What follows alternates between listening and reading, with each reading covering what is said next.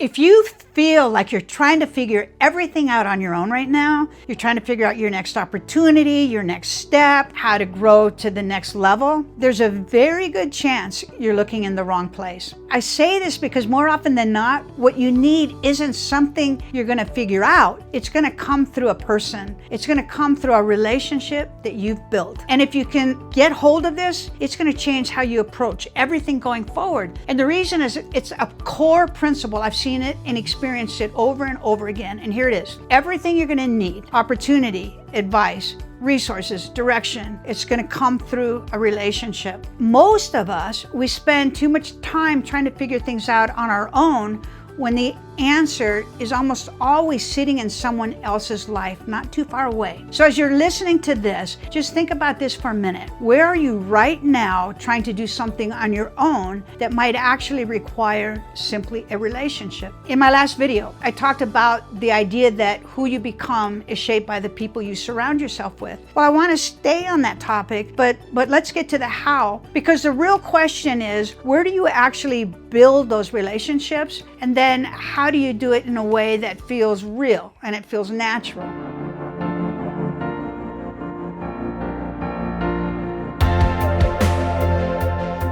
So if you'd met me in high school, I wouldn't have been someone you would expect to be doing what I'm doing today. I was shy, I was insecure, I didn't do well in school, and I made very poor choices in who I spent time with and what we did. Because of that, the only college I could get into was a local junior college. But that season ended up being one of the most impactful seasons in my life. It was there that my parents sat down with me and they helped me set some goals. For the first time, I actually wrote a plan. And one of the things on that plan was to take a debate class. Well, not because I wanted to become a speaker or a debater, but because I needed to learn how to communicate. Well, slowly things started to change for me. I ran for student office. I ended up becoming the college's first female student body president.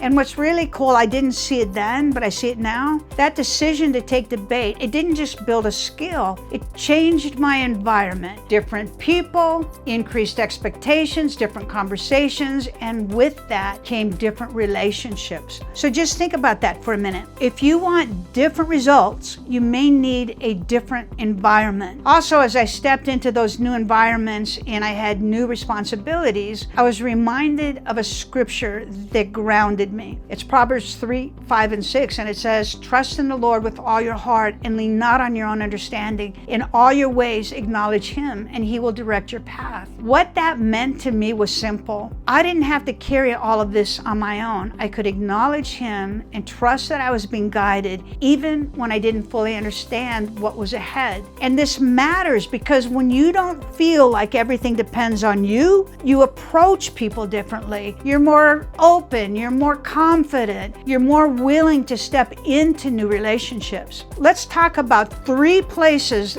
that you can build relationships. Every time I've moved to a new area or been in a new season of my life, the first one is this: go where people are open to meeting you. Now, for me, that's always been a church or a faith community. It's a natural place to begin because it's all kinds of people and they're welcoming. You can walk in not knowing anyone. Usually they've got greeters waiting for you. I remember being in North Dakota on a business trip and I see a sign outside a small church that says potluck and movie night. I didn't know a single person, but I went in anyway. I met a few people, I had a nice evening, and that was it. That's what I thought. But a few months later, I'm back in town for a follow-up business meeting. On my way, slipped on ice and broke my elbow. Suddenly, I needed help. So I called that little church and they showed up. They brought me food, but most importantly, they bought clothes that I could wear over my cast. See, here's the part you don't plan too. The client I was meeting with that trip, he ended up signing a contract with me and became one of my largest clients. Now, that didn't come from a specific strategy. It came through people. So here's a question to think about. Where are you showing up right now where people are open to knowing you? The second place, serve somewhere. If you want to build meaningful relationships,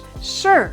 find something you care about and get involved. I've been part of Junior Achievement for over 20 years. What I've noticed and seen, most people who are doing really well in life, they're also giving their time somewhere. And not because they have to, but because they understand that's part of being successful. So when you serve alongside people, you get to know who they really are. And those relationships are the kind that last. If you're looking for stronger relationships, this is a great place to start. And then third, be intentional in your industry. Join industry groups, associations, get into network environments. That's where you're going to learn what's going on in your industry and the community. That's where you meet people who can help you grow. Equally as important, that's where people get to know you. When I started my career, I was a receptionist, just trying to pay my way through school. After I graduated, I was asked to move to North Dakota. I didn't know anyone there. Then New Mexico, then Utah. Every time I moved, I followed these same 3 steps. When I moved to Utah, my very first night there, I went to a small Bible study that met in a garage down the street from the hotel. That's where I met my husband. And over time, through relationships and partnerships, I built a business that I eventually sold to a multi-billion-dollar company. Not because I had everything figured out, but because I kept showing up in the right places and building relationships with the right people. So if you're trying to figure out your next step, maybe the better question isn't what should I do? Maybe it's where should I go and who should I get to know? Because really, more often than not, what you need is already out there. It's just going to be coming through someone else. Guys, if this was helpful, I'd love to have you here as part of this community. So please like, subscribe to this channel. If you'd like to go deeper, pick up a copy of my book, The Audit Principle. And know this, success, it's not based on chance or luck. It's based on getting in alignment with right principles, including